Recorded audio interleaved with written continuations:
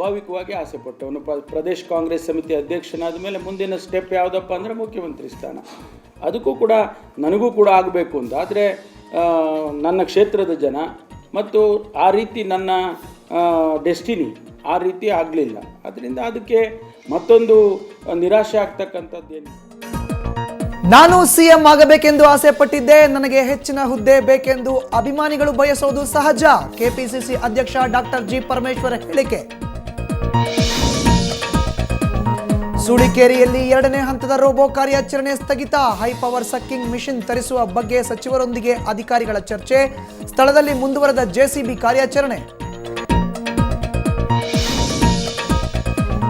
ಕೋಮು ಗಲಭೆ ಅತ್ಯಾಚಾರ ಪ್ರಕರಣಗಳಿಗೆ ಖಂಡನೆ. ಸದನದ ಬಾವಿಗಿಳಿದು ರಾಹುಲ್ ಗಾಂಧಿ ಪ್ರತಿಭಟನೆ.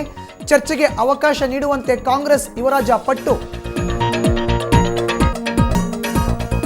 ಚಿಕ್ಕಮಗಳೂರು ಜಿಲ್ಲೆಯಲ್ಲಿ ಭಾರೀ ಮಳೆ. ಹೊಲ ಗದ್ದೆಗಳಿಗೆ ನುಗ್ಗಿದ ನೀರು. ಮುನ್ನೆಚ್ಚರಿಕಾ ಕ್ರಮವಾಗಿ ಶಾಲಾ ಕಾಲೇಜುಗಳಿಗೆ ರಜೆ.